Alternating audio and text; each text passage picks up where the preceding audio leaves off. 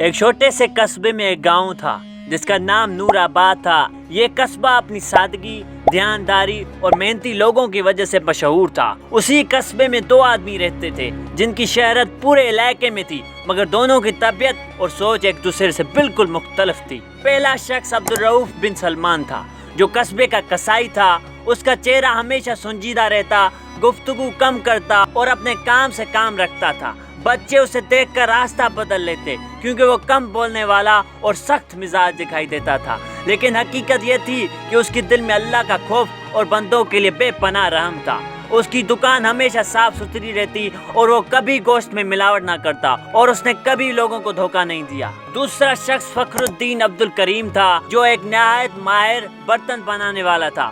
اس کے بنائے ہوئے مٹی کے برتن دور دور تک مشہور تھے۔ وہ نہایت خوش اخلاق، شیرین زبان اور لوگوں میں گھل مل جانے والا شخص تھا۔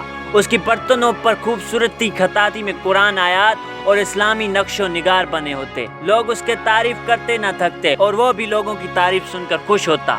وقت گزرتا رہا اور دونوں اپنی اپنی زندگی میں مصروف تھے۔ ایک دن قصبے میں خبر پھیلی کہ سلطنت کے عظیم وزیر جمال الدین فاروقی علاقے کے دورے پر آ رہے ہیں۔ پورا قصبہ خوشی اور جوش میں ڈوب گیا۔ لوگوں نے گلیاں صاف کی، بازار سجائے اور وزیر کا استقبال کے لیے تیاریاں کر دی۔ فخر الدین عبدالکریم نے سوچا کہ اپنی صلاحیت دکھانے کا بہتر موقع ہے۔ اس نے کئی دن اور راتیں جا کر نہایت قیمتی اور خوبصورت برتن تیار کیے۔ ہر برتن پر سونے کے رنگ سے نفیس خطاطی کی گئی۔ وہ دل ہی دل میں امید کر رہا تھا کہ وزیر اس کی تعریف کرے گا اور اسے شاید شاہی دربار میں کوئی کام مل جائے گا۔ دوسری طرف عبدالرؤف بن سلمان نے حسب معمول اپنی دکان صاف کی، جانوروں کا خیال رکھا اور اپنے روزمرہ کے کاموں میں مصروف رہا۔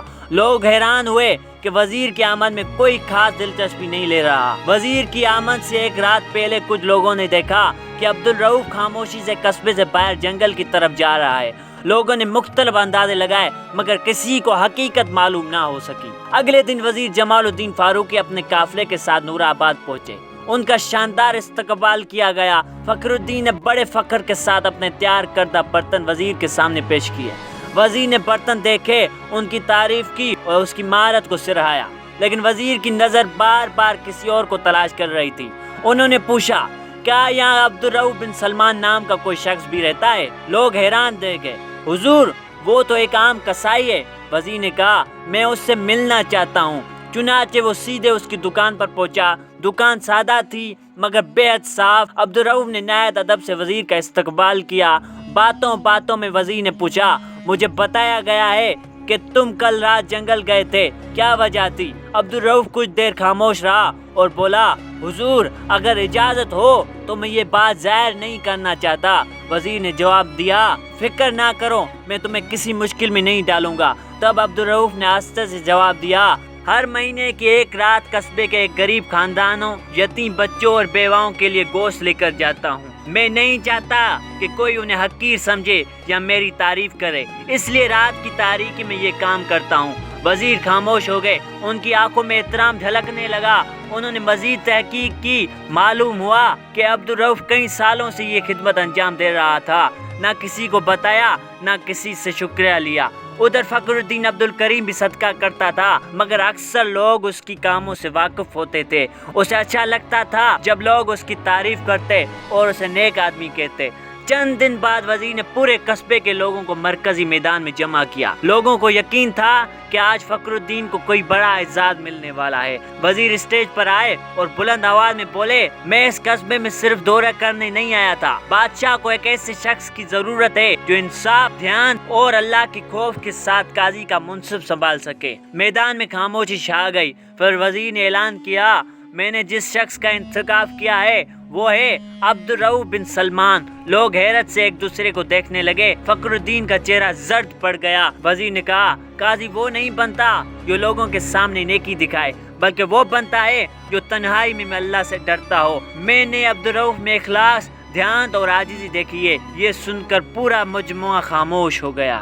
فخر الدین کے دل میں حسد پیدا ہوا۔ کچھ عرصے تک وہ عبدالرؤف سے ناراض رہا۔ اس نے کئی بار اسے نیچا دکھانے کی کوشش کی، لیکن عبدالرؤف ہر بار صبر، نرمی اور معافی سے جواب دیتا۔ ایک دن فخر الدین ایک حادثے کا شکار ہو گئے۔